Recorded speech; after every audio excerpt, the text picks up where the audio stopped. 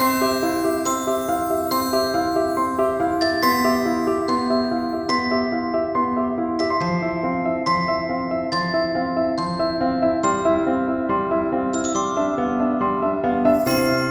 everyone, Christina here. Welcome to day 24 of the holiday card series for 2016. Today I'm going to be using this die called Birch Column from Simon Says Stamp. This die is part of the DieCember release, and this blog post and video actually is one that is celebrating the DieCember release, and it's for a blog hop. So I just want to let you guys know that you can head over to my blog and hop along on the blog hop and see even more inspiration using product from this particular release. So I'm starting out by taking a panel of white cardstock, and I cut that down to 4 3/4 by 6 3/4, and then I die cut that birch column out of it using my die cutting machine. And I also die cut the Season's Greetings greeting die from Simon Says Stamp out of the same cardstock. So that birch column die doesn't die cut all the way to the very end. It's all pieced together, so if you wanted to, you could have that go all the way up and down across your standard size card. But I'm making my card a little bit larger so that I can make this entire area more like a cutout window. So I just used my X-Acto knife to cut that out. And now I'm going to use some heat-resistant acetate. I really don't need the heat-resistant property of this acetate today. I really just need some clear plastic, but this is what I have on hand, so that's what I used. And I used some Ranger multimedia matte to adhere that down onto that cardstock. I'm making a shaker card today, and I want to seal off that window area so that I can start creating my shaker area. So a little bit of that adhesive got on the front, so I just wiped that off with my fingertips. And now I'm cutting down some Strathmore watercolor paper.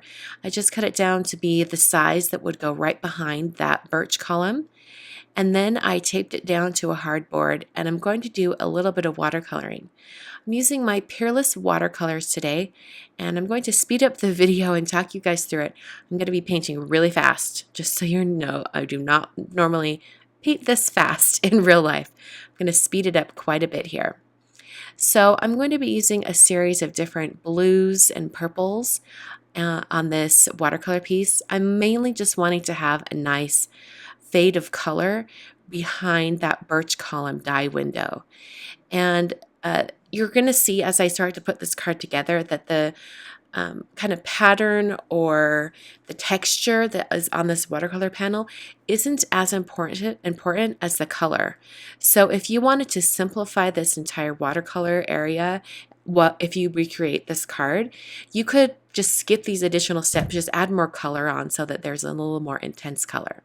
But basically I did some straight lined washes of color, dried that, then I went over it with more of like a swirly cloud texture, dried that, and then now I'm just dropping in plain water, and this is going to give me some fun water spots. And I'll dry that as well. So I'm going to go ahead and pull this off my board here, and I'll trim it down just a little bit so it fits perfectly behind this birch column.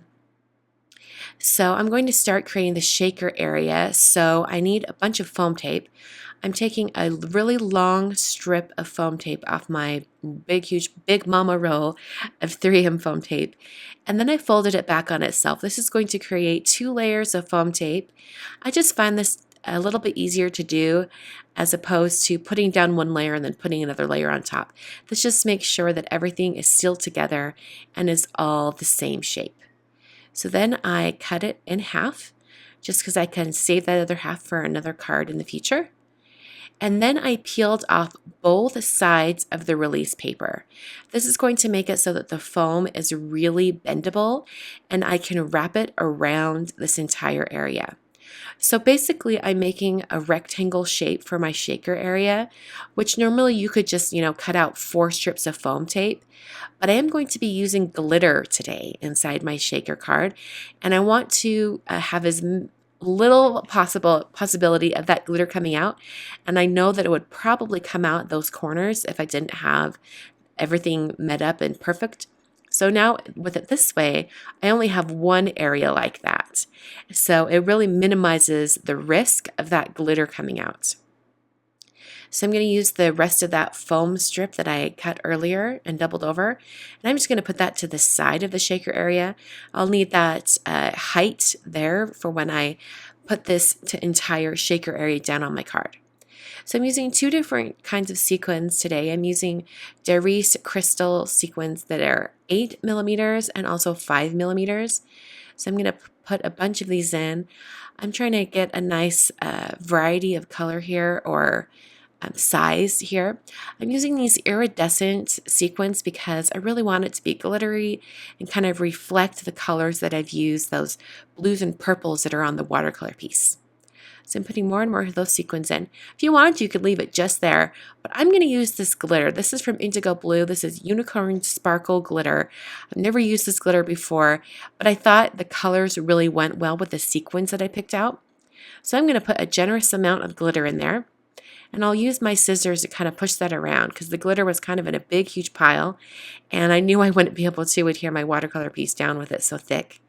So I just distributed that with my scissors and then pressed down my watercolor panel with the color facing into the shaker area. So I'm going to run my fingertips around the foam barrier that I put down. And I really want to make sure this adheres well. Like I said before, with all that glitter, it could come out if not everything is sealed completely. So I'm really pressing down on all of that foam tape to make sure that it adheres to both the clear acetate that's below and also to the watercolor paper that I've just applied. I want to make sure that I have a nice tight seal. So here's what the shaker looks like. And you can see that you can't really see a whole lot of the texture of the watercolor in the back. It's mostly just the color that's coming through. So if you were to recreate this card pretty much exactly how I'm making it, you might not want to spend so much time on your watercolor background because it doesn't show. I'm going to make my card base now. I am scoring some this is Neenah Solar White cardstock in the 110-pound version, and I've scored that to create a 5x7 card. This is the same cardstock that I used for the front of the shaker area. So the whites are going to match, and I'm just going to adhere that down. I put some regular adhesive on the back of the shaker area so that sticks down as well. And then I took that Season's Greetings die that I cut earlier, and I coated it in silver embossing powder from Simon Says Stamp, and then heat set that until it was smooth. And then I ran the two words through this Xyron Create a Sticker machine. That's going to put adhesive all on the back of these words. It's going to have adhesive on every single bit of these die cuts. And I really like to use my Xyron for this because I'm going to be adhering these words down on top of that acetate that's on the front of the shaker window. And also these words are a little bit loopy and intricate, and I just want to make sure that everything adheres down. So I went around those words with my Teflon bone folder just to make sure I got all of the adhesive around those words. And then I used my tweezers to press the words down onto my card. So I'll press Greetings first because I want to get that kind of placement at the bottom of the card. And then I'll go ahead and place Seasons right above. Now I did make sure to save and set aside the dot on the I and also the apostrophe for Seasons. So I used a little bit of Ranger Multimedia Matte Adhesive to put little dots down, and then I used my tweezers to bring over those little itty bitty pieces of the die cut. Now after I have those adhered, that finishes the card for today. This is a super simple card, but I think it really packs a punch with all that glitter. It's really pretty. Just a reminder to head over to my blog for all the info on the blog hop. And thank you so much for watching today's video. I will see you next time for day 25.